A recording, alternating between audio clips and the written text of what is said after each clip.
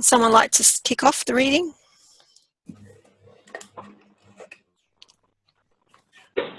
I will, if nobody does. Yeah. Thanks, Gloria. Okay, so guess what? Is opportunity monopolized? Wonder what that means. Well, you are not kept poor because opportunity has been taken away from you because other people have monopolized the wealth and have put a fence around it. You may decide not to engage in certain kinds of businesses, but there are other channels open to you.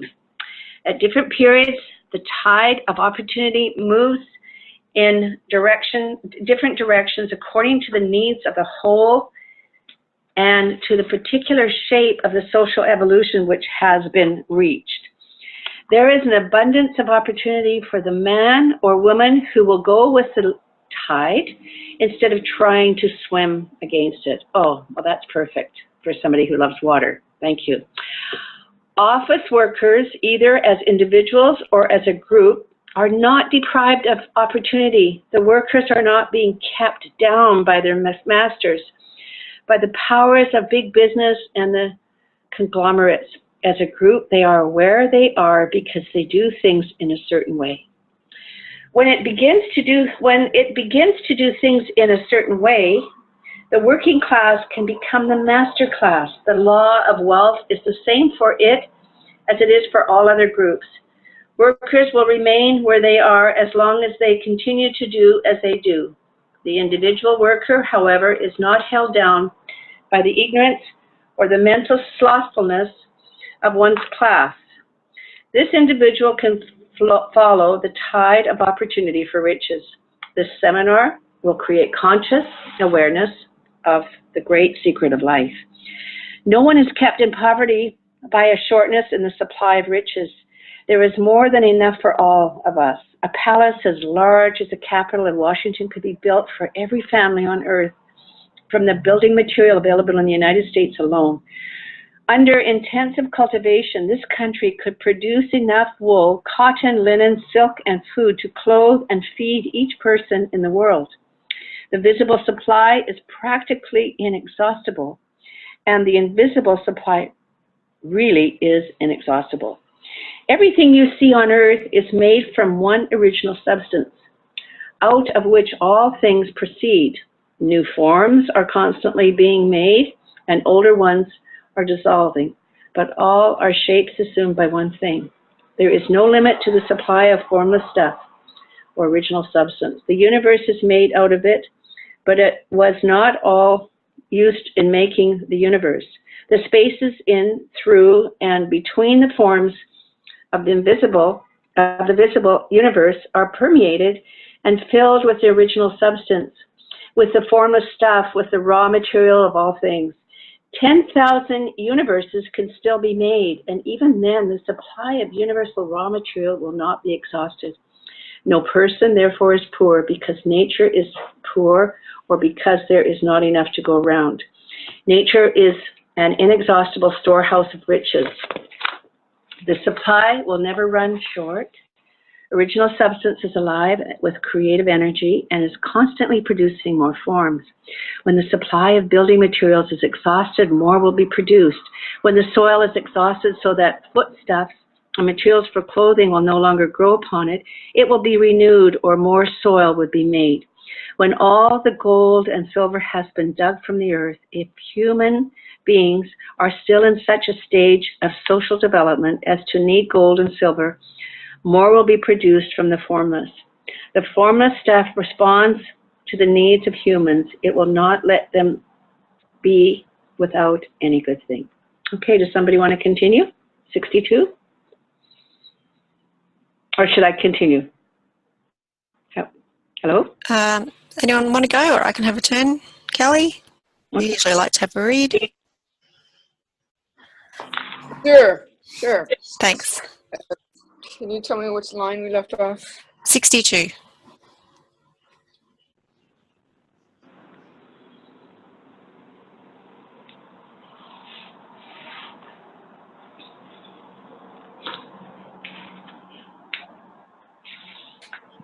52. Okay. Okay. The whole is always abundantly rich. If individuals are poor, it is because they do not follow a certain way of doing things, which makes the individual person rich. The formless stuff is intelligent. It is material which thinks. If it is alive and is always impelled towards more life. It is the natural and inherent impulse of life to seek to live more. It is the nature of intelligence to enlarge itself and the quality of consciousness to seek to extend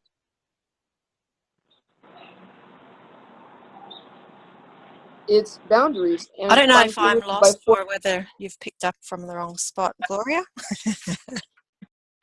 What's that? I'm sorry. Am I lost or has Callie picked up from the wrong spot? Yeah, Oh, no, it was 62. This is true of man's collectivity. The race as a whole is always abundantly rich. that's what it started. Oh, okay, yeah. Okay, sorry. Carry on. Okay. This is okay. I'm going to start down on 66. The formless stuff is intelligent. It is material which thinks. It is alive and is always impelled towards more life. It is the natural and inherent impulse of life to seek to live more. It is the nature of intelligence to enlarge itself and the quality of consciousness to seek to extend its boundaries and find fuller expression. The universe of forms has been made by formless, living substance, throwing itself into form in order to express itself more fully. The universe is a great living presence, always moving inherently towards more life and fuller functioning. Nature is formed for the advancement of life. Its motive is the increase of life. For this reason, everything which can possibly minister to life is bountifully provided. There can be no lack unless God is to contradict himself and nullify his own words. You are not kept poor by a shortness in the supply of riches. I shall demonstrate a little further on that even the resources of the formless supply are at the command of any man or woman who will act and think in a certain way. The great secret of life is available to all. Thank you. So the question asks, explain why opportunity cannot be monopolized.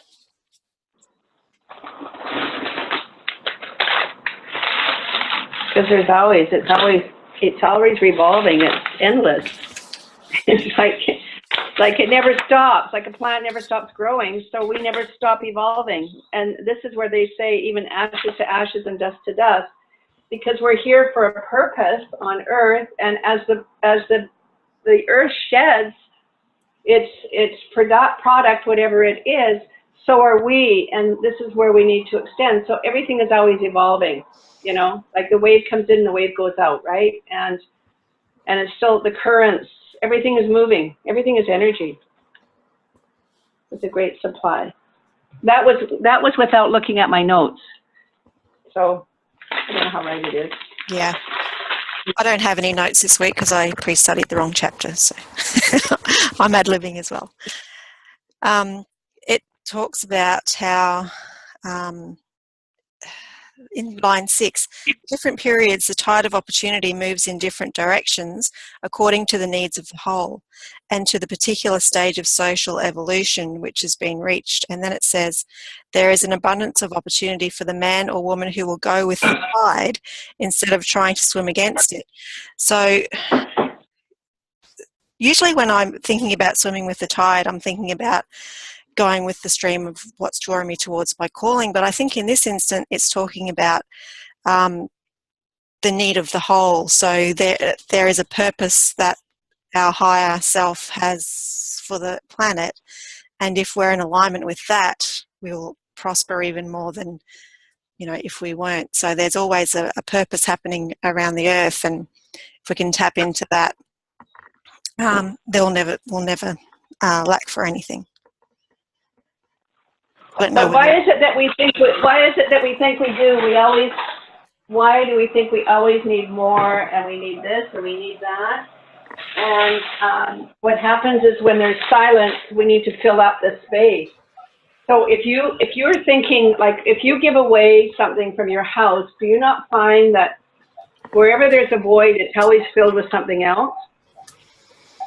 You know, I mean, you'll give away something and then it has to come back in a different way, but it always comes back. Everything rotates. Wherever there's a void, God will fill it with something for the universe. Because as creatures, do we think that we can just have the same thing every day, every hour of every day? We're always changing. Our minds are changing as we're stimulated. So I don't know. This is just something that has been on my mind to think about. You know, there's the thing about nature, and they say that nature doesn't like a void. The universe doesn't like a void. What it likes is whenever there is a void, it likes to fill it. So if you think about like water, whenever there is a space, water will always fill it. Doesn't matter where you are on Earth. If it's at the right level, it'll always fill it. And that's nature. Everything else, you know, the ether, the stuff that fills the universe, everything, it always needs to get filled in some way or another. And I think what we do as human beings, we tend to allow our ego to interfere with what we believe we should do. We don't listen to our instinct as much as we should do. We don't listen to our inner calling, our inner selves as much as we should do. And because we interfere with nature's way of filling that void, we tend to fill the stuff with things that we think we need or things that we think we want, instead of actually allowing what is to be and to fill it with what it should be. It's something that Earl Nightingale said, which is most people think they want, no, most people ask for more than they actually need and accept less than they could actually have. Just a thought. Yeah.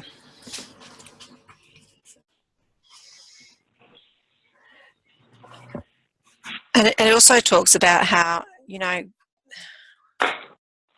society says that we go get a nice job. And he talks about the workers here in the office that are not held down by that position. They're not held down by the company or the boss because they're stuck in that 9-to-5 grind. The only thing that can ever hold you down is your own mental attitude. So, you know, there's always opportunity, if you want it, to get out and do the thing you really want to do. But what happens, Nicole, what do you think of this? But the fact is we measure what we really want to do by the source of the income that we're getting in instead of about the joy, because there's a book called Do What You Love and the Money Follows. And this is kind of, in my observation, has been a challenge for people in general to be satisfied with what they love. Maybe the income isn't so experienced, but you never know when they're going to connect with the right person to create that, but at least they get the momentum going. And one of the things that I remember Bob Proctor saying, he would go to his aunt's house, and this aunt had the same curtains forever. You know, in the 60s, those curtains that were plastic and everything was plasticized on the lampshades and so on. And she wanted to get rid of it, but her husband said no, because that was our investment. So eventually she said, well, what am I going to do if I get rid of this furniture and these drapes that have been hanging here for 35 years? He says, just get rid of them. You know how Bob is.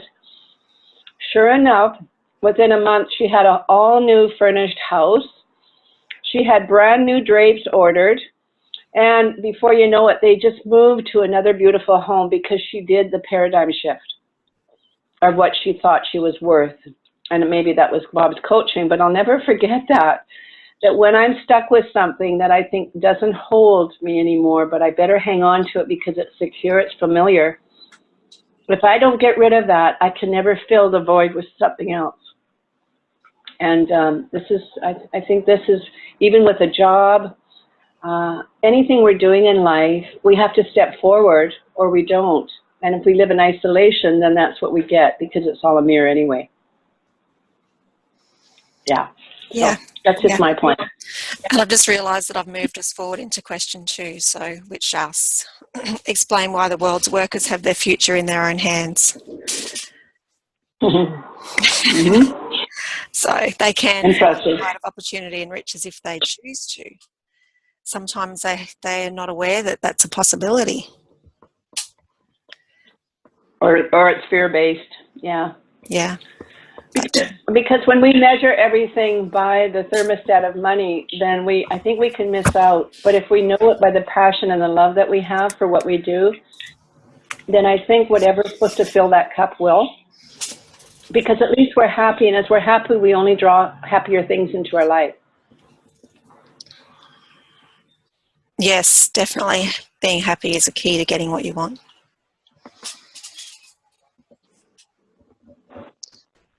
You know, when we were in school, we did in history, we did trade unions, and I'll be honest with you, it was one of the most boring subjects we ever touched on. But we learned a lot, especially about the Industrial Revolution and the times and how the people lived. And the thing you said about fear, I think what it is, you're right. People feared being alive at that time. When Wattles wrote the book, we're looking at the time of the Industrial Revolution. And, you know, we're talking about the factories, we're thinking about the coal mining. So when, you know, the white collar workers, everybody. And when people had a job, they were happy to have a job because they could bring in money and food to the family, because the man was, you know, had to bring their food in apparently, but there were so many women working as well at the time. So money was coming in from the left and the right. But education was few and far in between. It was for the privileged classes, and especially in the UK. So what you get is people believing in the system, which says that you have to have an education to be able to get ahead in life. And if you don't have an education, then you can't get ahead in life. And what Wattles is telling us, what he's saying is you don't really need that. You are restricted only by your imagination, by where you see yourself going.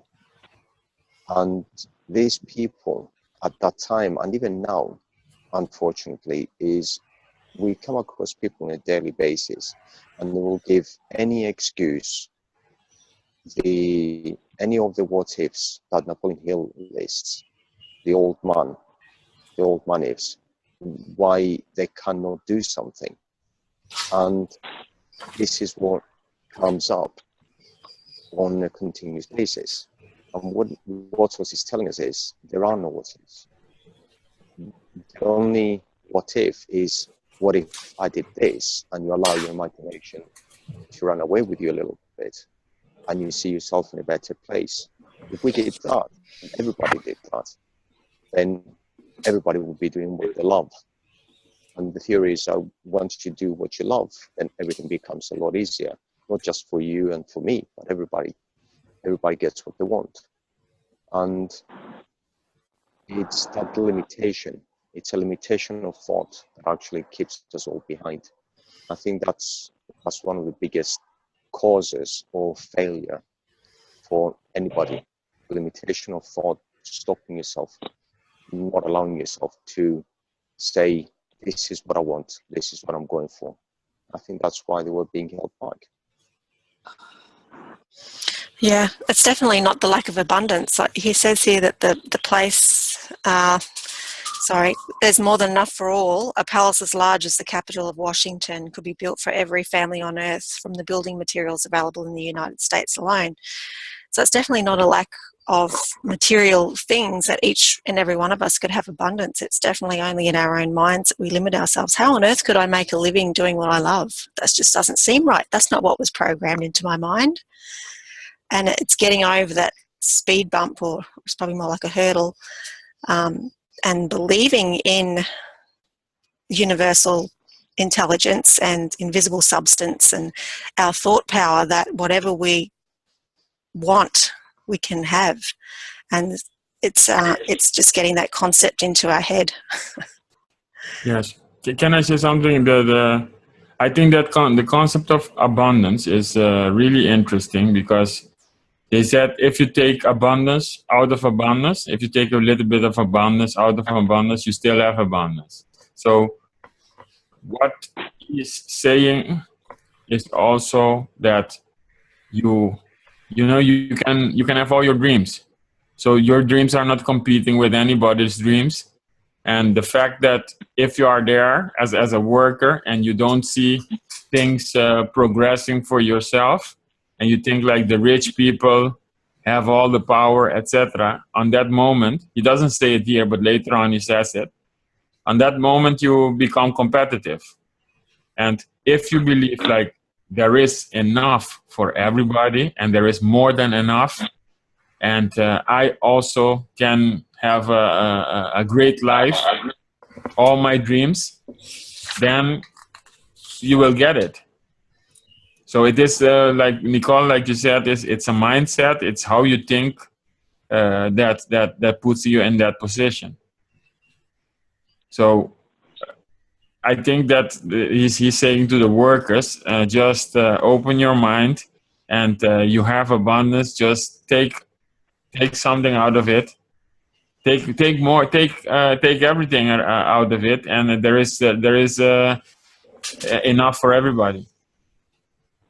I think that is not the thought that we have been brought up with.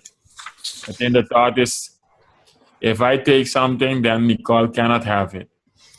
But in this book, in this chapter, he's saying, Nicole, you can take everything, and Ronnie can also take everything, and still there is enough for Gloria, because Gloria can also take everything. That is... Yeah. That's really as I give everything, right? As we give everything, we get it back. Everything.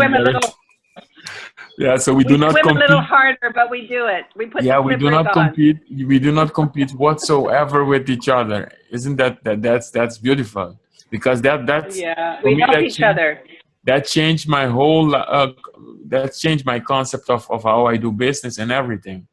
Because first you thought, you're competing with other people. When you see other rich people, you say like, hey, they have more. Why do they have more? If they have more, then I don't have enough. But now, when I see other people, I say, great, that's also possible. What they have is also possible, and I can also take that out of the abundance, because it exists around me, because I see it. So the moment you see it, the moment you see something beautiful happening, that is basically proof for you what is possible. And then you can go to abundance of your own life and say, let's create the same thing. And I'm very happy for other people that they have it, because that showed me what is possible. It's like unlimited. It's like everything is possible. So when you start, you don't see what is possible. You cannot imagine. Now, when you look at other people, what has been created, or what they have and what they achieve, that's just a stimulus for you to say, okay, I go to abundance, and then I will take the same thing, because now I got inspired of what is possible. Yeah, that's right. Beautiful. Well said, Rooney. Thank you. And I think in the last chapter, it's also said about love. I think it's also said about love, the concept of loving everything. So you can also use the same thing. The workers, so to stay with the chapter, the workers can say, okay, I see the boss having a great house. So that's also possible. So let's create. I'm happy for the boss. I'm happy. I love to see the boss with that great house. And now I'm going to create that same house for myself. Yeah. So love what the other person what the other person has, and don't hate what the other person has. Because the moment you love what the other person has, then you can create. So everything you see around you, everything in abundance you see around you, don't be competitive and don't say like, I do not have that, but just say, Yeah. okay, that is also possible out of abundance. So let's create that. Let's. I love what Let's share what we have. Yeah. Yeah, let's see that. The mindset of Yeah. that. You know what? You know what Muhammad Gandhi says, and one of the things that I loved about what he said, and there's a passage here. He said, "But if you get a sick social will behind the political will that is independent of principle, you could have a very sick organization or a society with disordered values." So what you were saying, Rooney, is really it's about our core values. Indeed. So what is your core value? Is your core value like love? So because we know that the highest core value or the highest energy is love, do you choose for love or do you choose for fear? Fear is the lowest, and we will see that also in the other chapter. But fear is the lowest vibration and the lowest you can go, and love is the highest. So if you just, and all the in-between emotions is either love or either fear. So now when you see other person with something, are you going for fear that because he or she has that, you don't have it? Or are you choosing for love? Because he has it, I can also have it. You see? So every situation you can think like that. And that means that the more you love what other people have, the more you will get. Yeah. I also like to think about, why did our higher intelligence create the earth and put us on it? And it was to experience the physical and to give glory to himself. So, I like to include that in my planning of what I want for myself and what I want to create on the earth and give to others. So am I glorifying God by doing this? And that person has over there has made themselves this awesome home. They have everything they need. Their family is happy and well looked after. They have a beautiful car. What glory they're giving to God. How awesome is that? I want to do that too. Yes. And so I it's think the principles. Yeah.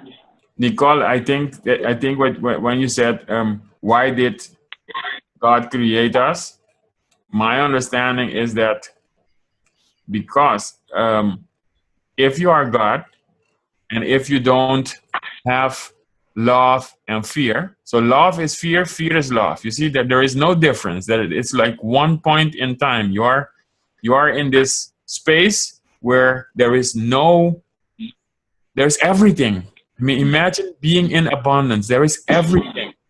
Now, the problem is you do not have a dichotomy. You do not have the difference between love and fear. You do not have that because everything is white. Everything is white. You cannot experience anything actually. So now you create the world so that you, God, can experience.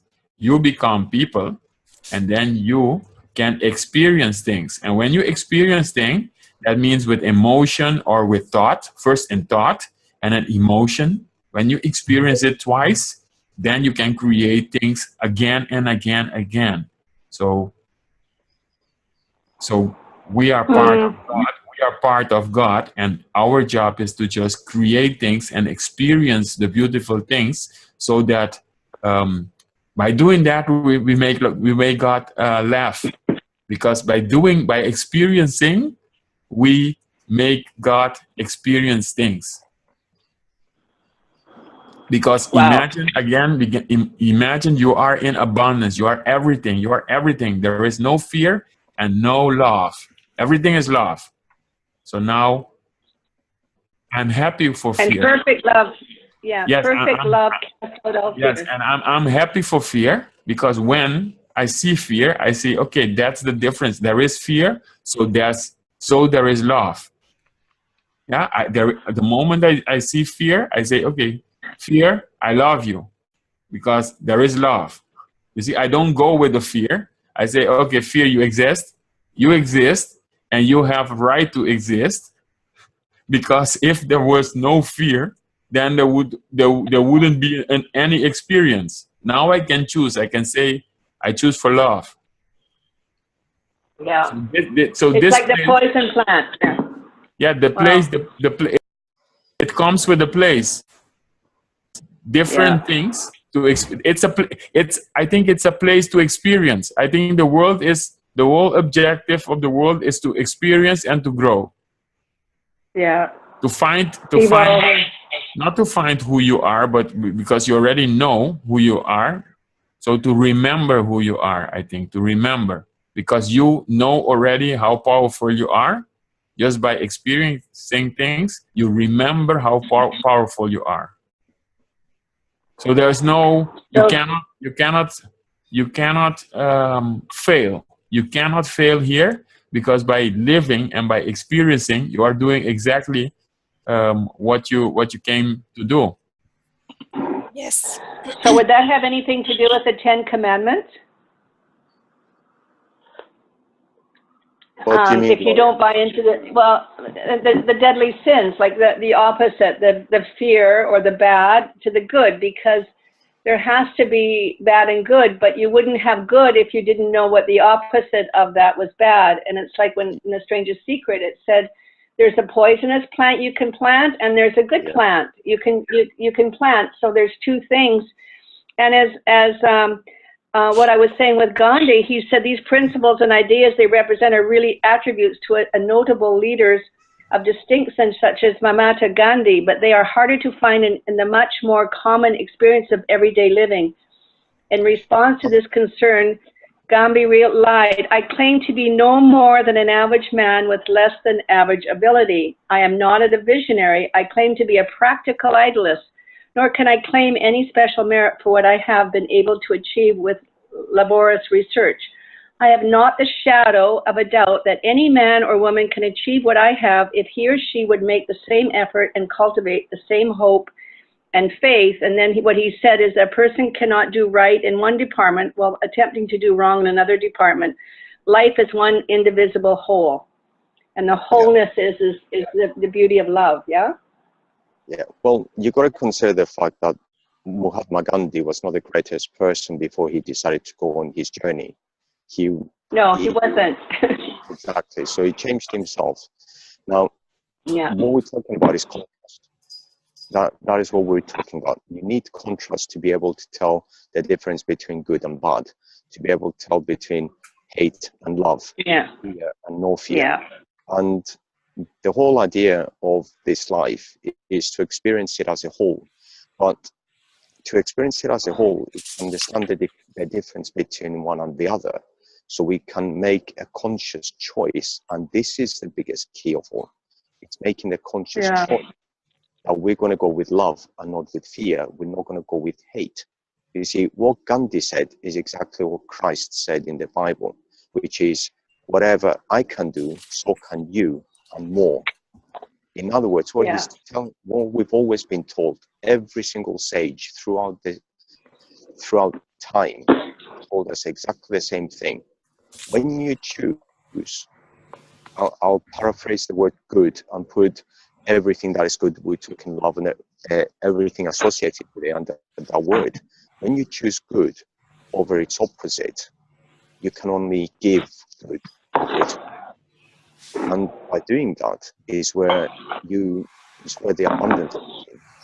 You move away from the competitive plane and you go into the creative plane. You move away from hatred and you go towards love. Fear no longer exists when you have love. It cannot exist. It's like you said, Rooney, dichotomy. it doesn't exist when you have its positive against its negative.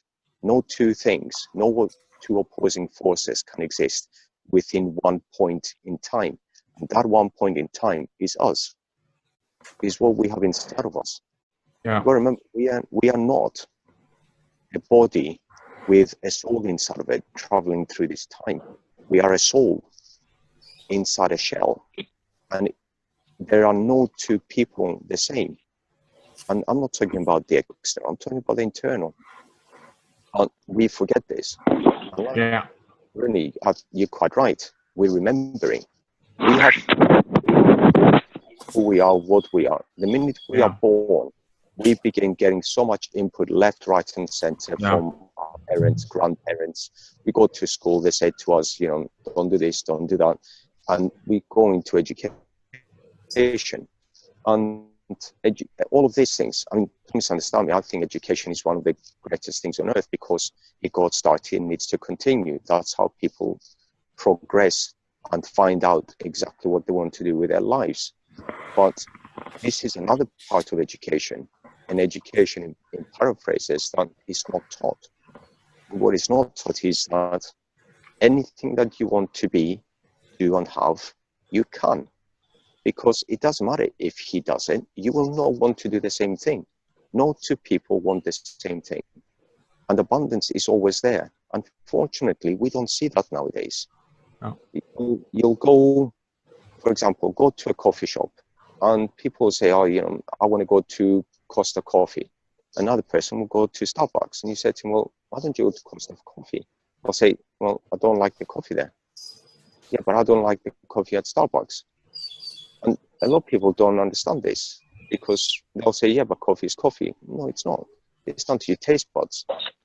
We're all so different. It's amazing. You know, one person will like hazelnuts, another one will like vanilla, another one likes strawberries, another like oranges. Yeah. And how many orange types there are? It's abundance is out there. Glory, I think it never ever stops. I think Christos, what you said about what life is. By studying this, I am reading other stuff also. I realized this picture. So abundance is not out there. Abundance is not out there, but abundance is in here. You see, so abundance is in here. We are abundance. And then we have these senses. So we have the sight, what we can hear, smell, etc. Those and the body. And that is just an instrument. It's just an instrument to perceive, to feel. Okay, so we do not imagine you are abundant, you are this power, you are this everything, you are this love, and you are the fear, etc. Everything mixed. But you are in a body and you look in the world, and the world out there, so what you see and what you hear, what's out there, even what you can feel, that's the world out there. So that's the projection. That's what's on the screen. That's what's on the screen. Now, who you are is you are the person creating the screen. And what they teach you at school first is you are in this world and you are just a body. What they don't teach you, and what now I understand, is you are the power and you are in this world. But you are constantly the power and you are, the world is out there. Now, when you react to the world, the way you react to the world is what you create. So if you see somebody in the world and that person is connected to you because that person is also the power, but that person is connected, is out there in the world. And that person has something beautiful. Now, how are you going to react? If you react positively, like this is great. Look at that. That's another power, and look at what she is creating. The moment you have that, then you can create everything. Then you can create your own life. You can put everything out there. And for instance, if you want to produce a great car, You will just put it out there, and then it will become visible. People will smell it, people will see it, etc. But if you look at that world and you say that you put fear in the world, or you react with fear, you react with pain, you react everything, you react with hate, all those emotions, then your life, the whole experience will be hell. So the way you react is the way your experience is going to be. Yeah. And what do you think, what else, you know what else?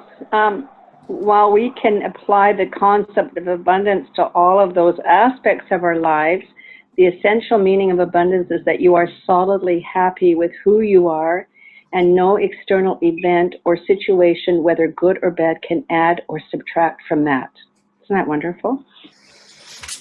Yeah. I think we should, to just summarize it, when you, if you have a kid of 11 years old or whatever, and 9 years old, if you teach that kid who he really is, like kid, you have, of course you cannot, you can't just play with that kid, but if you teach that kid, you are the power. Whatever you can create, you can think of, you can create. There is nothing in the world what can touch you. They can touch you, but there is nothing which can break you. There's nobody who can put you in a box. You are in a body, you see that body, but that body is just an instrument to do good. You know, when you open the mind of the kid. So what we are doing, because I like education, etc., what we are doing is we are putting the kids in the system, in the school, and we are just making them human. They are just human, and they believe at a certain moment in time, they believe like, okay, I'm living in this house, and this is all there is, and people hate me, and this is all there is. So their whole experience becomes, so they got detached from who they are. They got detached from the power they have. Yeah. So this is just a game. Life is a game. Life is like a game, but when you understand the game, then it's a great game of creation, and a game of experience, and a game of choosing constantly who you are, remembering who you are, that you are love. It's true, really. Yeah, that's beautiful. In line 36, it says, everything you see in the earth is made from the original substance, and out of which all things proceed, and that includes us. We are original substance. And we created the out there, as Rooney just put it. We created everything that we see in our lives. It's a reflection of ourselves. We control it. But when we start reacting to it, it controls us. What we created starts to control us, rather than us controlling it. Yes. Yes. And living, I mean, the concept of just what is out there. So, you know, you are in your house right now, and what is out there? You see the computer in front of you, that's just out there. But we are all connected. I mean, Christus, you and I, and we all are connected, and we are all our abundance. We are the power. We are everything. Now, what is out there is just a body of Rooney, etc. That's what you see. But don't let the people. So I'm Gloria. Gloria is water, and I'm water Gloria. I mean, I can talk to you. I love it. I can talk to you, and then I see the ocean, and then you, by talking, you know, I cannot communicate with you yet directly, Gloria. Maybe in the dreams, but by talking it, you hear my voice, and then, you know, the voice can touch you, and then you can react to the voice. You can react to the voice saying like, hey, I love what he is saying, etc. So the voice is also out there, and don't let any voice touch you, because when the voice touch you, then you become the voice, or you become the body. But if you stay, so if you stay in, you live from inside out, and you live from the power to the world, and you see the world as something which is happening, and which is something to be experienced, which is something that you can create. Yeah, wow. What I love about things like the telephone and not being able to see people, when people speak, you take it by their voice and what they say. You cannot make an assumption on the physical body at all. The only time we make an assumption on the physical body is when someone sees you. I'll give you a perfect example of this. My best friend is a Pakistani lad. He speaks English like nobody I know. In other words, his English is perfect. He has no accent whatsoever. When he finished university, he came top of his class. And he's a marketing manager, very, very good at what he does, knows his stuff inside out. He got a job. They never asked him for his name. All they saw was what he did. And then he turns up for the job. And I remember he was sitting in front of me when he was telling me this. And he says, you should have seen their faces when they realized I was Pakistani. And that I have never, ever forgotten. But that was prejudice. That was racism, pure racism. And unfortunately, it does exist. So what I'm saying is this. When we hear people, if you can close your eyes and just listen to the person that's talking to you and not look at who you think is talking to you, you'll begin to realize that things are different. The connection that each and every one of us has is a lot bigger than any of us actually. Well, it's very big. It's not a simple connection. It's more than that. And the key to it is one word, and that is love. Now, this is something that I've been realizing recently. And it's the impact that it has, I'm not going to say on your thoughts. It has an impact on your spirit. But it's not a spirit. It has an impact on me. Because we are a spirit. We are a spirit inside a shell. That's the bottom line of it. We are a spirit inside a shell. We don't have a soul. We are our soul, if that's what we want to call it. If you want to call it energy, call it energy.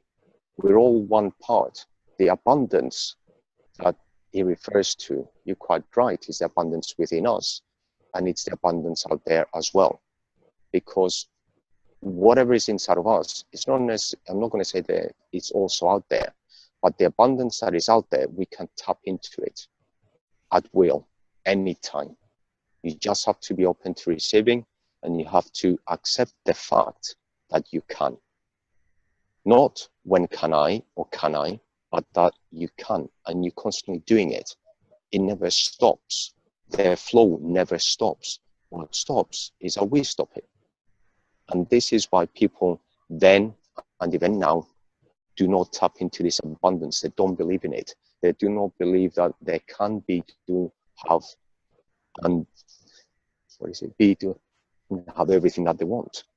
They don't believe in this. They think that nothing. Christos, a question. Nicole, can I would like to ask a question. What do you think about this?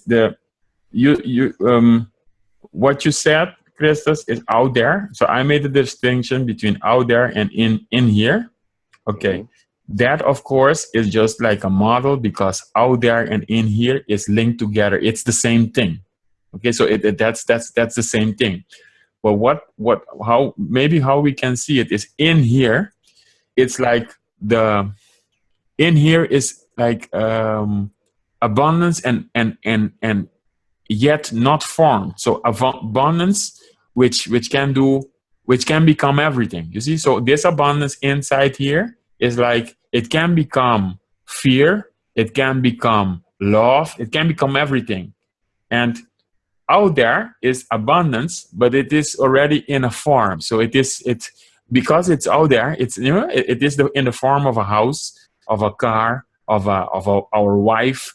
It's the form, it's fruits, etc. So the thing is, when we are abundance, like the power, unlimited inside, we then can create out there. We can create with our thoughts, and how we choose our thoughts. and how we choose our emotions, especially the emotions part, that's the way how we create what is out there, and we become what is out there. So if I react negatively on something which I hear, which is in physical form already, then I tend to become that. So I'm using all my power to become that. And if I react with love, with things I love, then I create everything which I want. So the world out there is also a way to pick things, to choose things, to react to things, to experience things. But we are the power, and we can become everything which we are, because we are unlimited. Let me give you an analogy using the theater of your mind, okay? Something which you use. If you put a film on of your life, you can choose to put it in black and white, or you can put it in color, okay? The color has always been there. It's always there. It never stops. But if you choose to put in black and white, that is your own personal choice. What I'm saying is, when I say what's inside of us, we are an individuality as well as part of the greater, okay? The individuality is that which makes us, which is why we are on this earth. That individuality is here to express itself in a certain way. We were created in his image. We're created, as the Bible says, we're created in his image, in the sense that we have the ability to create our own lives. But at the same time, we are connected to the greater abundance of the universe. We're connected to universal intelligence, to the infinite, always. So the only difference is whether we decide to tap into that, to open the floodgates, or just to let it drip in, or just close the tap.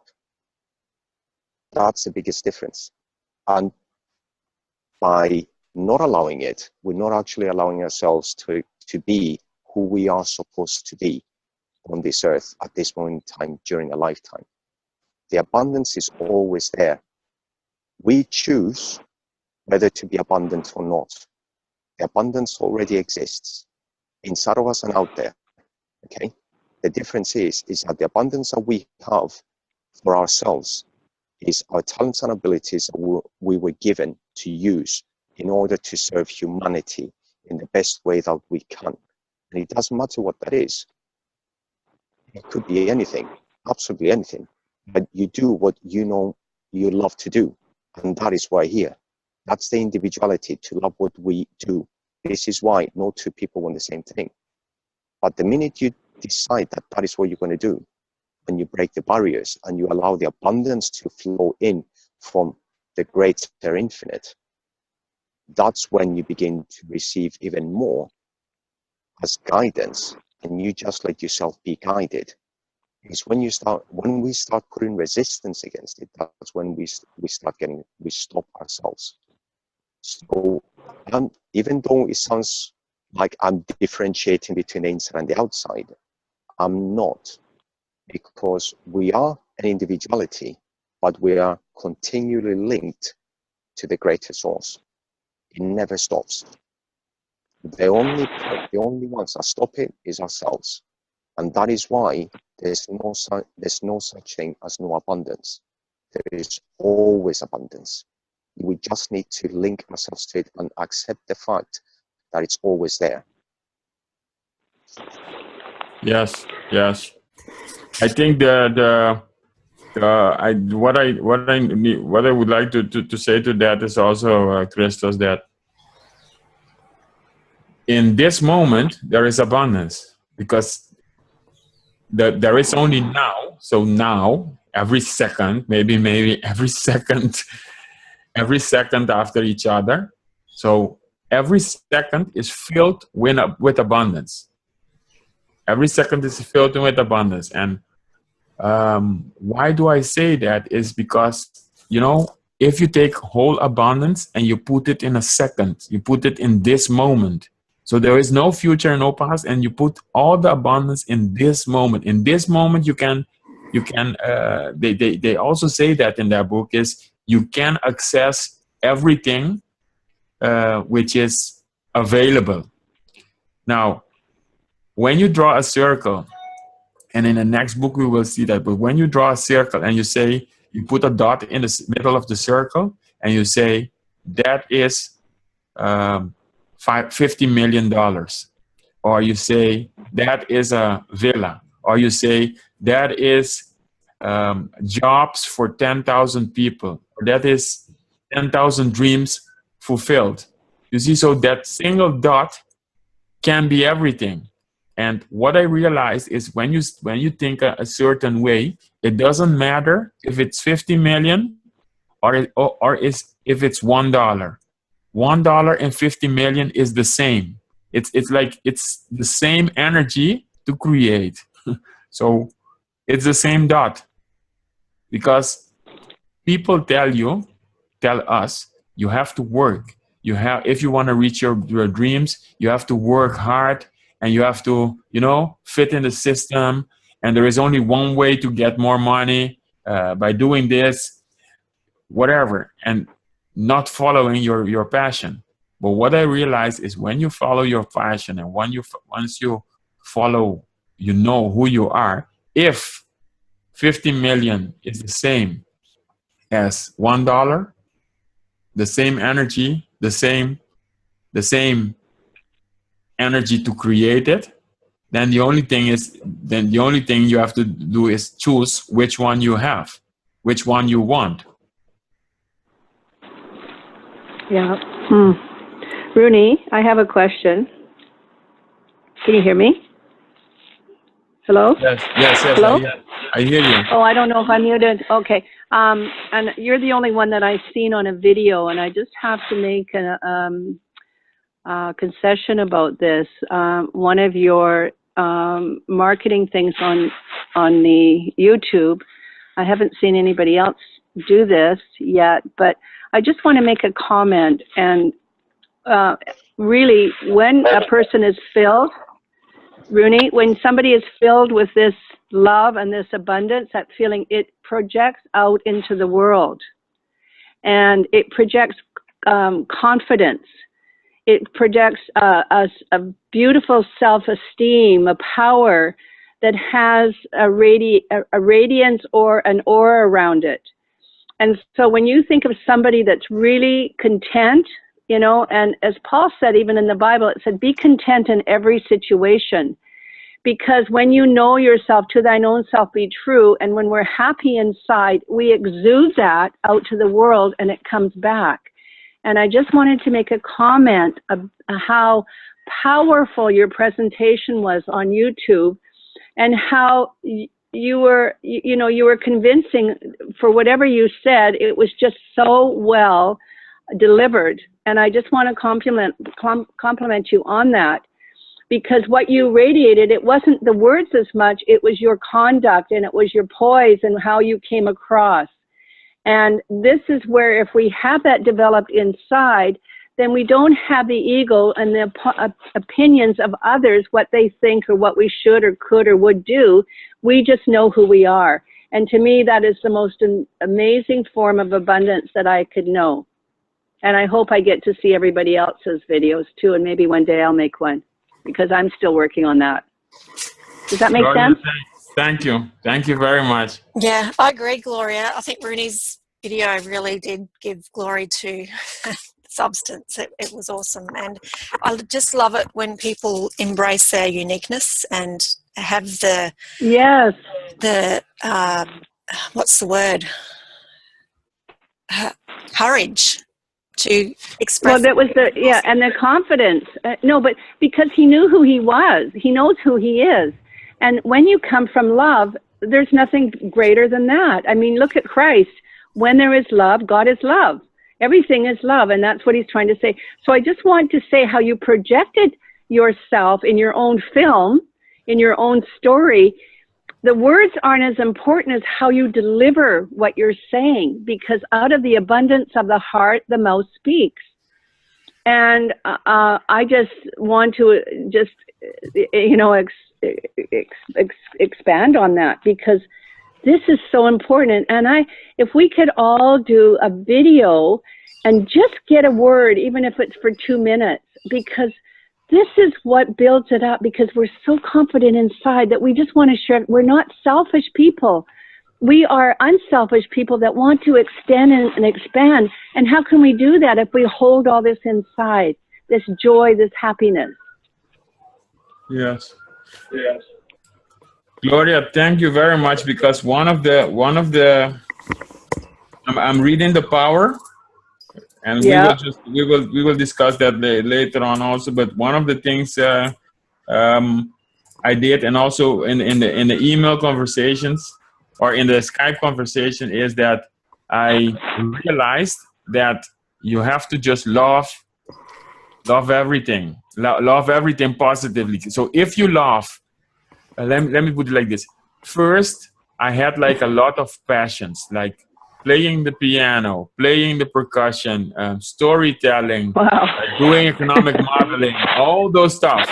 But then, since I've been with you all doing the study, I realized, okay, apparently these are all the things I want to experience. So I'm not going to choose anymore. Like, okay, I'm not going to be worried anymore about this one. This is what I want to experience. This is what I want to put out, and I'm just going to put it out. So the storytelling, painting in pictures, painting with words, that came from you.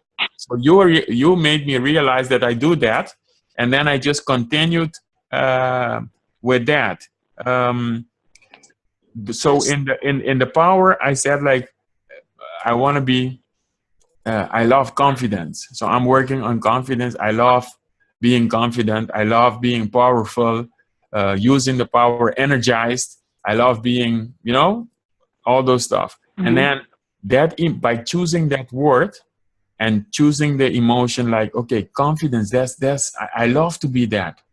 Then you just make that happen, you see? So there is no fear anymore. Sometimes there is fear, but there is no fear anymore, like saying, when I put that, would the world accept that? Just, this is what I want to put out there, and I love what I do, and I'm trying to do it. And the basic thing is doing something that can advance people. So every time I'm doing it, I'm saying, hey, I need to do this thing because this will help people. I'm not saying like, I need to do this because I'm going to get money out of it. I'm just saying like, I need to do this thing. I need to wake up and put this video out and fill in the webinar, because that's going to help another people realize their dreams. And that's it. You see, so I'm pushing that all the time. And so when you focus, in summary, when you focus on your passion, even if those passions are unrelated, but the reason that you feel all those things, that is because you are universal intelligence seeking expression. And if you feel like powerful, they also say it in the book, if you see like powerful painting, that means that you have a desire and you have the potential to just be a painter.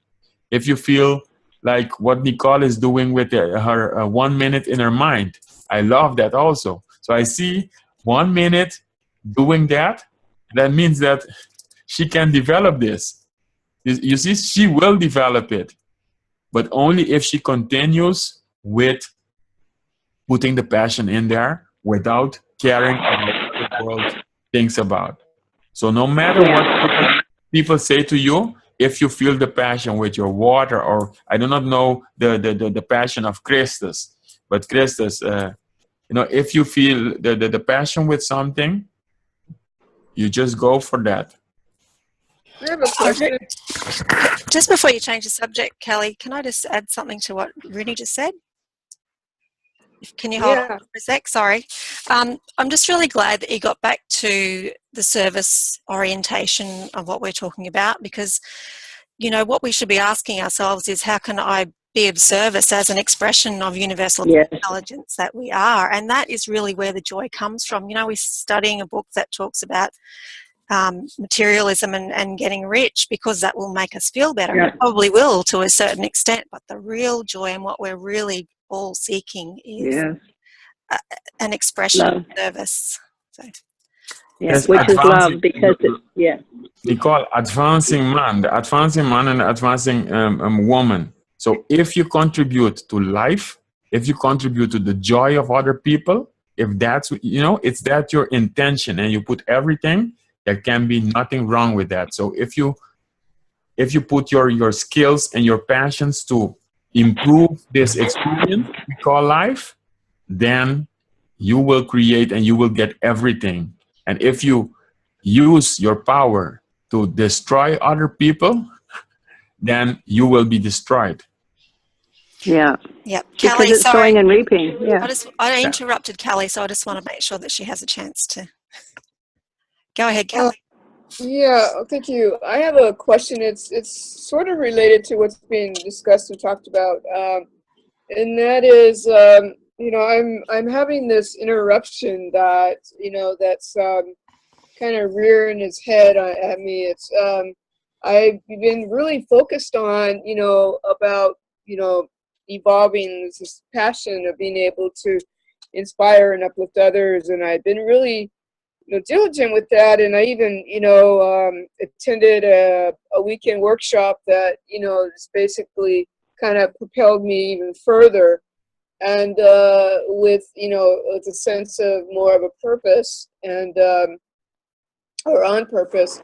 And I even, you know, went and, you know, enjoyed some company yesterday, you know, out in nature and stuff like that.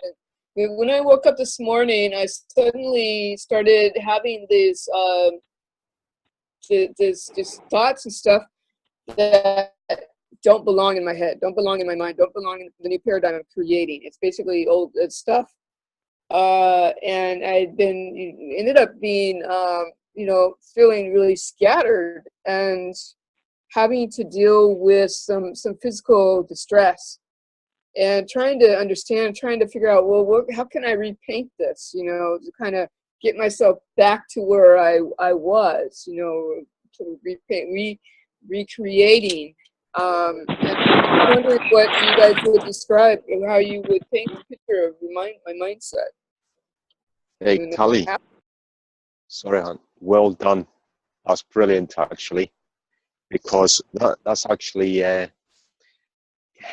it's something that I've experienced for the past 2 weeks, and I'm getting back in line. It's actually a good thing. It's not a bad thing. It's, look at it in another way. You've got to a point where you've reached a given point, and you've been given a little bit of difficulty to push you to the next level. Look at it that way, because that is exactly what it is. That's how it works. That's how it always works, and it's actually brilliant. I know it doesn't feel it, and trust me, I know it doesn't feel great because. But I get that too. It means you're an advancing person, Callie. There you go. Well done, Lauren. That's true. You've got to break it. You've got to break it down to remold it. Yeah. Callie, I don't know if we're going to, is this one hour, etc. But I just want, it's not specific to you, but just in general, I think the question is there something holding you back to become the writer or to be the writer you want to be? I don't know. You talked about writing, etc. You see, so. Yeah, it could be. It could be. There was.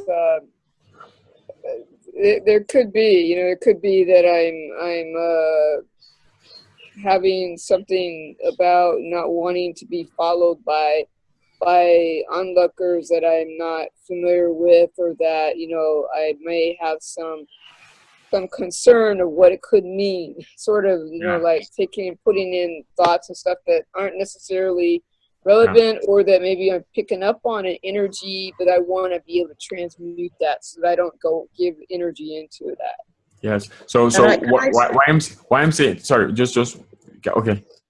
What I wanted to say is that if you are this great now let me put it like this: because you have a desire to be a writer, a great writer, because you have that desire, then you are that great writer. You are that great writer already. There's nothing in between you. You are there in this moment.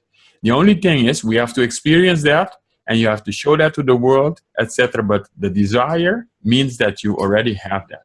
Now, when you then there are two choices. There is either loving the great writer you are, or fearing the great writer you are. So the two extensions, the two things, the two in a dichotomy, the two things in the world, the two extremes. Sorry. So when you are going towards maybe fear, and this is in general, this is just as an example. When you're going concern, etc., then you are not in the middle, but you are closer to fear. When you move up with love, you say like, I'm focusing on loving this writer. I love this stuff, and I'm going to do that. Why do I need to be a writer? Because I want to communicate this, my thought. The moment you do that, you raise your energy, and then you pick up the positive things in the abundance, and you choose that, and all those positive things attach to you, and then you become physically outside there, you become that great writer. And we will also all be asking you to sign the book we read from you. So that's it. I think this, thank you, Rudy. I think this obstacle started to rear its head after I started to I was basically, asking myself, well, wanting to get a little bit more clear. So what is my expertise? What is my expertise that I could follow with, after this book? Where am I going to go with it? What am I going to do? And just maybe that might have kind of made me. I think Lorraine. Can I just? I've been there, Callie, and I don't know. Everybody's different. So I can just tell you from my perspective. I hit this block, and I'm wondering what the block is. Is there a block? Is there a fear? Or am I simply stepping up more powerfully for myself than I've ever stepped up before? Am I really just an advancing person and experiencing things that I haven't experienced because I'm heading towards my dream? Maybe there's no block, Callie. If you look for a block, you'll find one. Maybe there are no fears. If you look for a fear, you'll find one. Maybe this is exactly how you should be feeling. You're stepping up. You're stepping up and you're advancing. Everything that you're doing, where you're going, what you're writing, what you're experiencing is exactly what you want to have. And it's just strange. And that's all. So for me, I had that. I was like, oh my God, I'm procrastinating. Oh my God, I'm afraid. I'm fearful of this. But actually, as I thought those thoughts, I found reasons to be afraid. And actually, perhaps if you look at it from a different way, this is just me showing up more powerfully for myself than I ever have before. And yeah, it's a little uncomfortable because I haven't experienced this before. But I just chose, and it's very simplistic. I'm sorry, but I am a simple person sometimes. Just like, I just get right down to it. I can look at it that way. I'm not saying fear doesn't exist. Of course it does. But I am saying that if you look for it and you look for what's holding you back, you will find lots of things that are holding you back. And if you try to just focus on what's good and what's great, and that's the stuff that you've taught me, Callie, then, stepping up, be uncomfortable, embrace that uncomfortableness. And because your comfort zone, you're never completely outside of your comfort zone. Your comfort zone just gets wider. So just embrace that. And that's my 2 cents. Thank you. That was 2 million cents. That's perfect. And Callie, you said it as well. When you start getting those negative thoughts, transmute them into the positive. Think about what you're offering and what service you're rendering and how many people you're going to be helping. Focus on those things. Don't focus on what you don't want. Focus on what you do want. Maybe if you are experiencing those thoughts and those emotions, that can also create a great writer. So a writer without emotions, without experiencing life, is not a good writer. So maybe you are just already, that's why my feeling, Kaylee, you are already writing your book. By feeling it, you are already writing. You are at this moment, you are already writing your book. Only you have not written it by putting any pen on the paper or typing anything, but you are writing it with your emotions. So now the only thing you have to do is find the purpose of this all. Find the purpose of this all, seeing like, okay, apparently I need to experience this, and I'm a writer. So now the question is, why does a writer, a perfect writer, a great writer, why does she experience this, what I'm experiencing? So what's the link? What is the link? You understand? What is the link? So I'm telling you, a year ago or 2 years ago, I produced a piece, and it is called a theater piece, and it is called Fear. So I produced this whole thing, fear. I was busy with fear. And then I said, okay, I'm going to, because I'm a storyteller, I'm going to tell a story about fear. So that's how I'm going to put this fear into the world. Now, it is a great story, theater. And because I did that, I just managed the fear. I know now how the fear, because I put it in a story. So how can you, so I'm sure about this, Kaylee, you can put your experience in your writing, and you are just already writing it, but maybe you do not know that you are writing it already. I started writing. I already have some writing, and I took it out and I even shared it a little bit, and it's like I get I've gotten some interesting comments, compliments, that it was, that they were like, their response was like, wow, you gotta tell your story. So, but yeah, it's.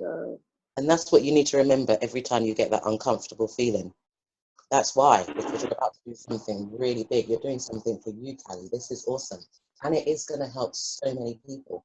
And you know that already, which is amazing. You know that. And of course, there's a little bit of nervousness. There is. It's huge.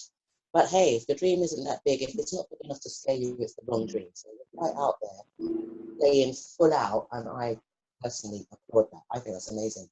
And you're showing up for yourself. And Kaylee, action is applied faith.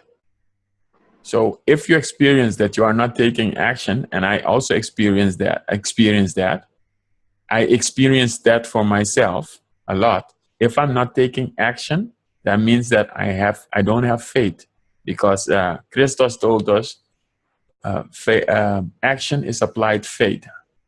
So if you are not taking action, that means how is your faith that you are this great writer? And strong, how is your desire? What do you want to put out in this world?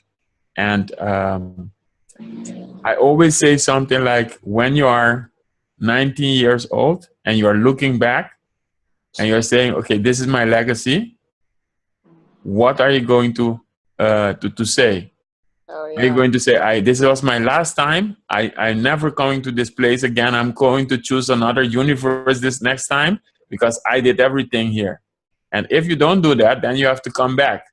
You see, then you have to come back to do a writer. So either you do it right now, Kaylee, or if that desire is very strong, you come back. Yeah, right. Yeah, when you come back, we will not be here. We will be in another form.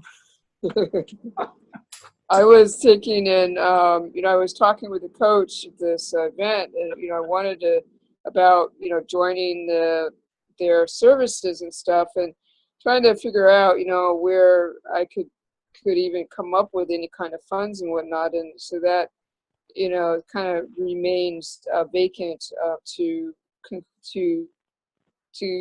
finish, but to basically take care of that. But in the meantime, what I at least can do is do my writing and to start doing some, have faith that, you know, something will come together to be able to help me to put this all together, or even, you know, finding, you know, attractive sponsors or something. So, Kaylee, in this moment, you have all the funds of the world, of the universe.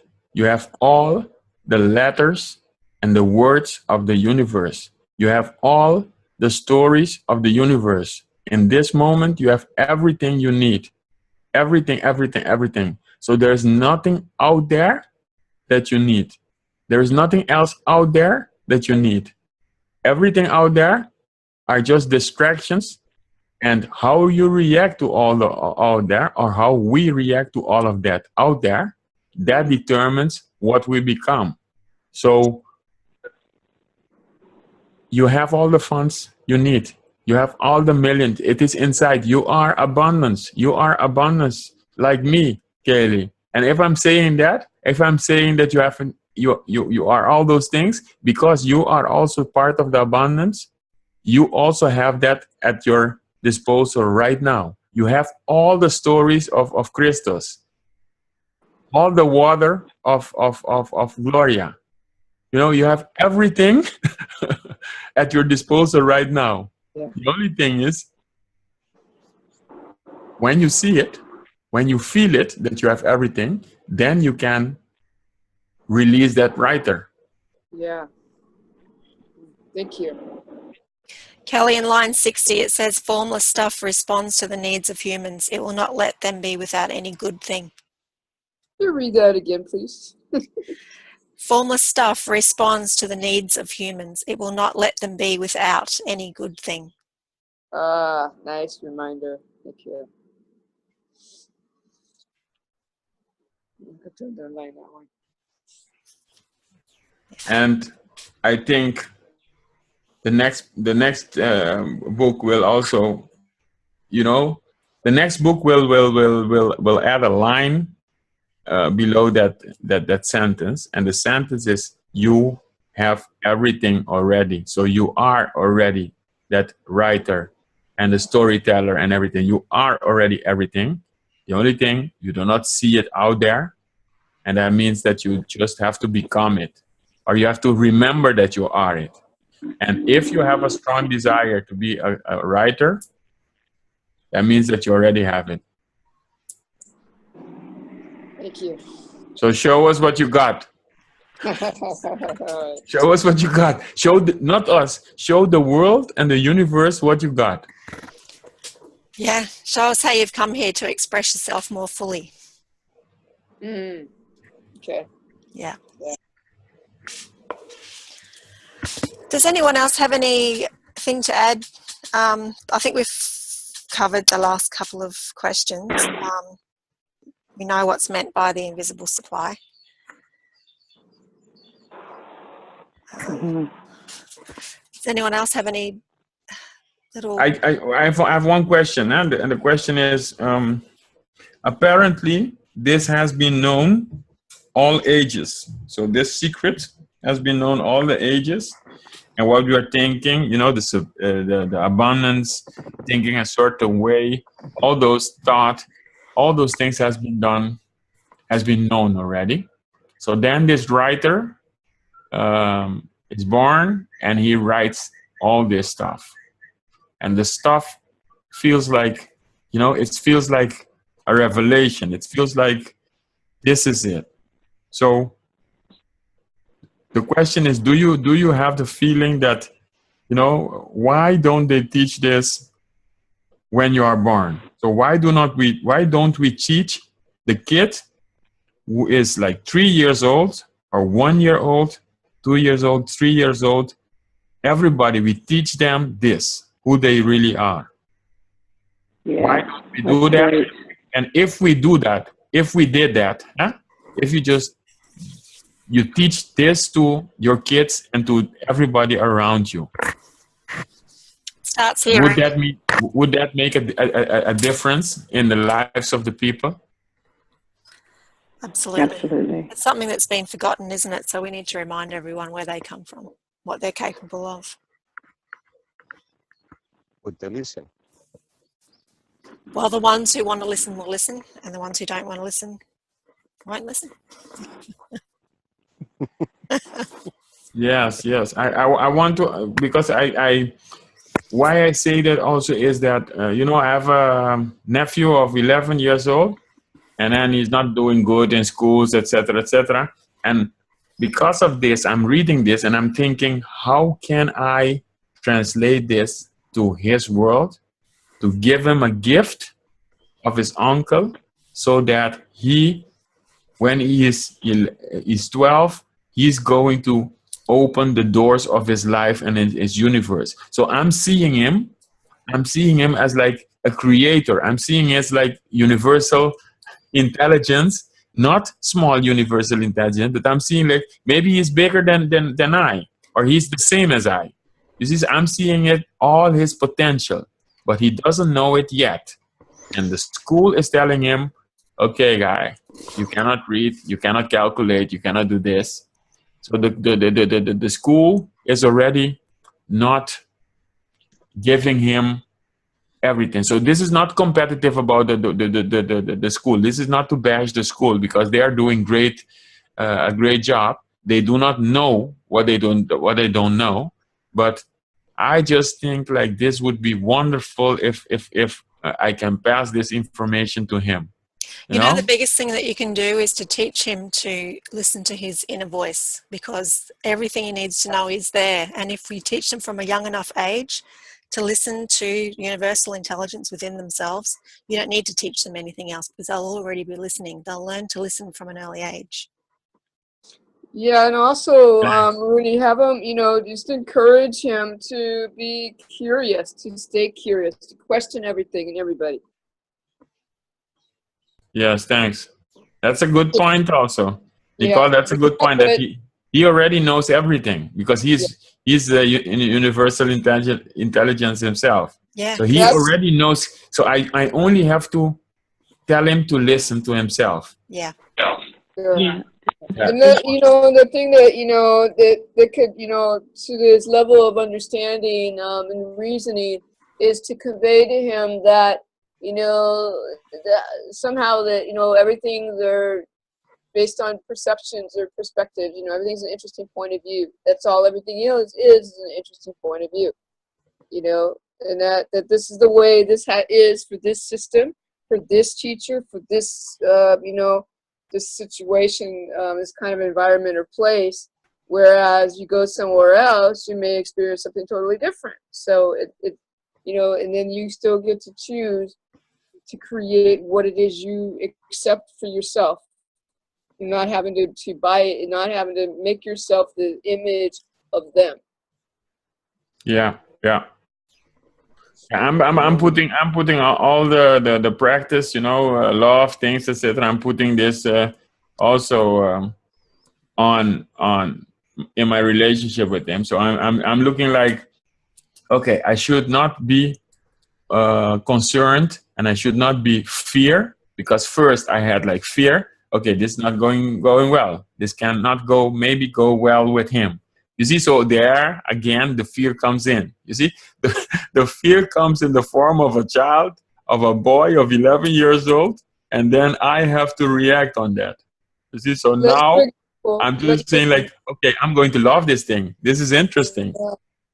Yeah, let your example of your actions show him. Well said.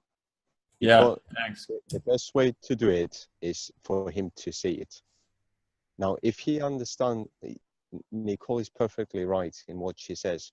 You know, he's got to be able to trust his instincts. To trust his instincts, to listen to his inner voice. It's not something that always comes naturally to everybody. It's sometimes got to train it. But with you there, Rooney, you already know this. You already know what he needs to do. But if he's not accepting it, which is why I threw that curveball when Nicole said what she did, you know, about people have to learn. It's about learning it. The thing is that not everybody does want to learn, and they've got to be ready to learn it. And if he's not ready, it doesn't matter. It's as long as you're there, and he sees the actions that you're taking and what you're doing, then either he will eventually understand it and do it himself, or he will ask you and say to you, Uncle, what are you doing? Why are you changing? What are you doing to make your life different? But when we're kids, we don't think about adult stuff. So, you know, using that theater in your mind, which you use, might be an idea. Go on, Nick. Sorry, you know I'm I'll do chomping, that. aren't you? Oh, yeah, I can hear you. I can Children are already tapped in. Children are already listening to their inner voice. They haven't lost it yet. That's why they're always asking, why? That's not what my voice is telling me. Why are you saying I should do this, that, and the other? Doesn't seem right to me. But we say, you just do it because I said, you need to do this, you need to do that. And then eventually they say, okay. So if you catch them early enough, like Rooney's talking about before, probably before 11, it's still I'm going. there. So encourage it to stay there. Yeah, I'm going to do something on that area, because the youth is also in my heart, and the youth is the future. And I see a lot of youth which is who is unemployed and who don't see the opportunities, etc., because they didn't get their first job, etc. So I'm going to do something. Not only for the businesses, for people that want to grow their business online, but I'm also going to do the same thing for the next level, which is the youth, and I'm going to use this to use this information to do something to transform the youth, to give them an opportunity, because I think what I realized from this book and from talking to you all is that the mind and the emotion and the mind, emotions, the subconscious, the universal intelligence, all those layers, all that which is connected to each other, that is the power. That everything is created twice in your mind and outside there. So that is your power. So, and that message, you need to give the key to the youth, because otherwise they will live in a troubled world. You see? So my country, why I'm saying this is my island, my country. Sometimes we have all kind of plans. For instance, we have all kind of plans on the table, but we do not take action to move the right way. And I'm understanding that this has to do with our mind, because there are not enough people who really think like, I'm my country. I'm doing this. You see, there are a lot of plans, and we do not take actions. Why don't we take action?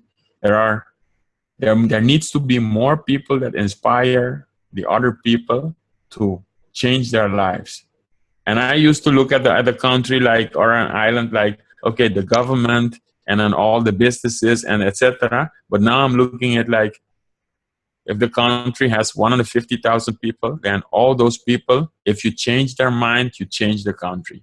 If you empower them, you empower the country.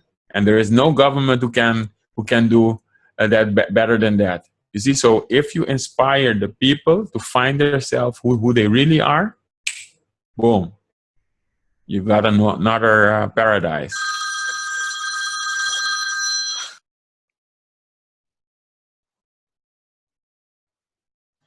Yes, inspire them to be who they are. You know, we spoke about this as well at one point. I think I can't remember who was with, but you know, there comes a point where you can try to inspire the youth, but if we don't inspire, if we don't show the people of our generation what we're capable of, and we try to show a younger generation what they're capable of, they will come across barriers, and very few will make it through because of their environmental conditioning. So what we need to do is get as much of a cross-section of as many people as we can to realize their true potential, so that that power, that strength that everybody has, that realization that they can be more than they can actually be, doesn't just get passed upwards, but it gets passed downwards as well. We need to empower everybody. If we focus on one selection, we may find ourselves that the movement is very slow, whereas what we could do is encompass a greater one and improve the movement. I mean, look at Gandhi. All he did, Mahatma Gandhi just had love, and he empowered the whole nation. He didn't say much except love, and that's how he moved forward.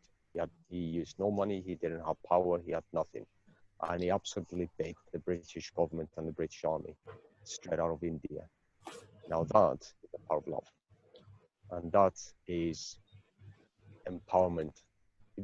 I believe that the only way that we can actually empower every person in this world is to, one, empower ourselves, show others that it's possible, and get others curious, and show them how to empower themselves.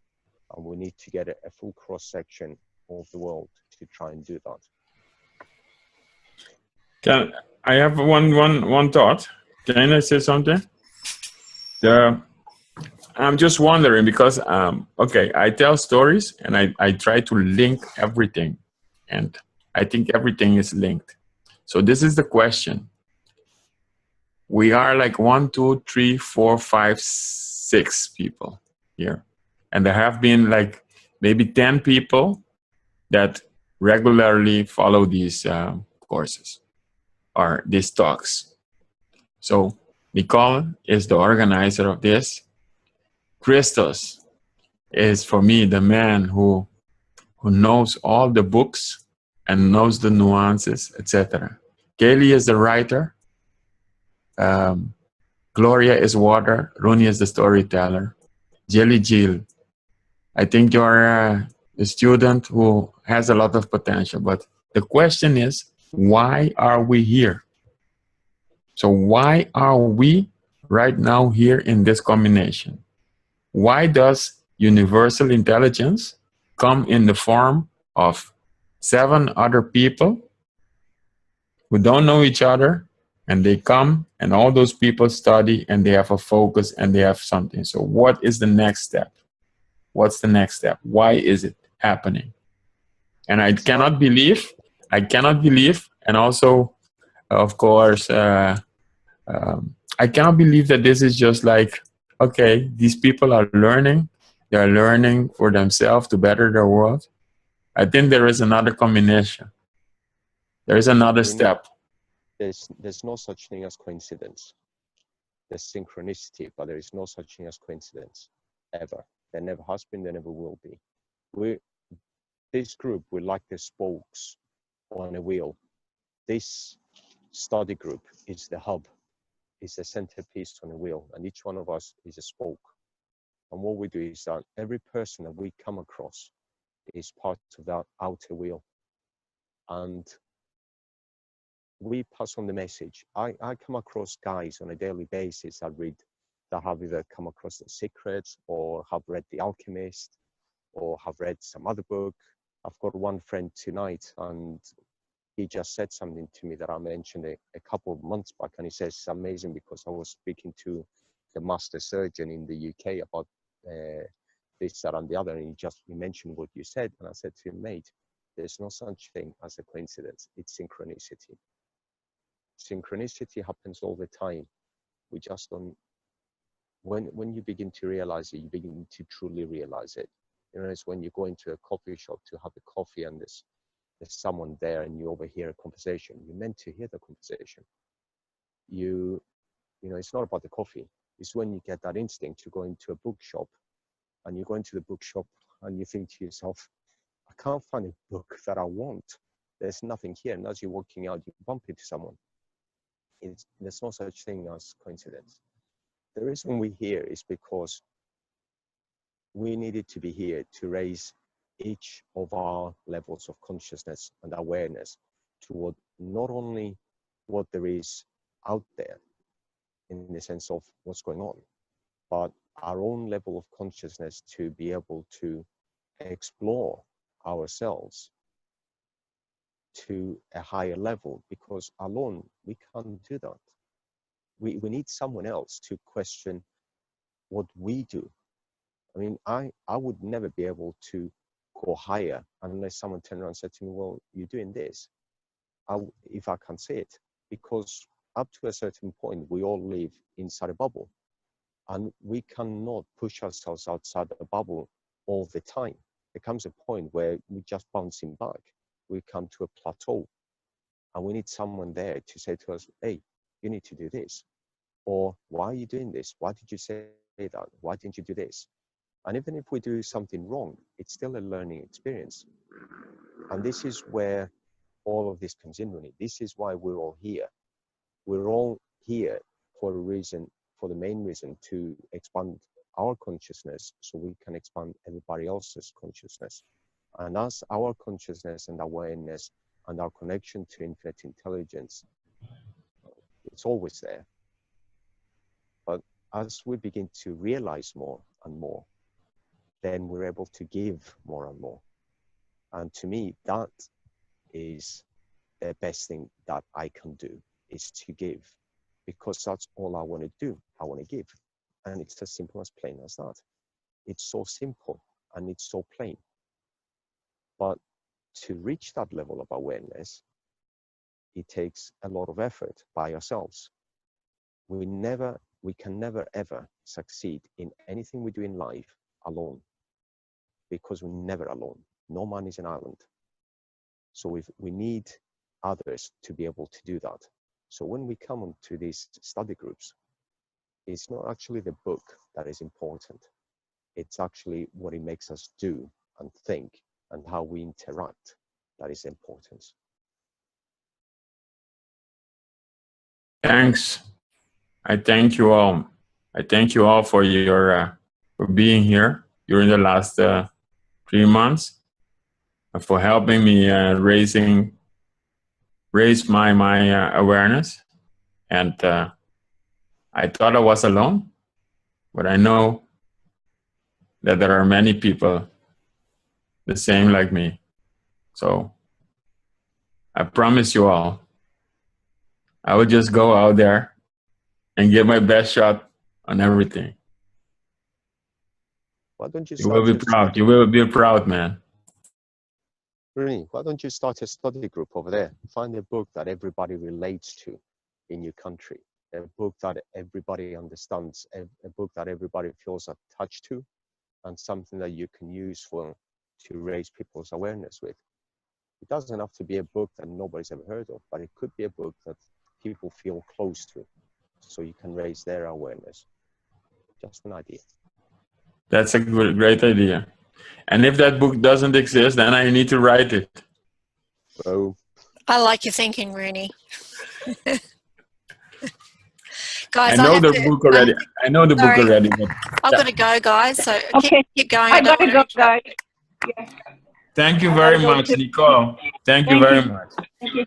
Yes, ma'am. Thank you, Nicole. Thank you, everybody, for sharing. All the best. I'll come and shut this down later when everyone's done.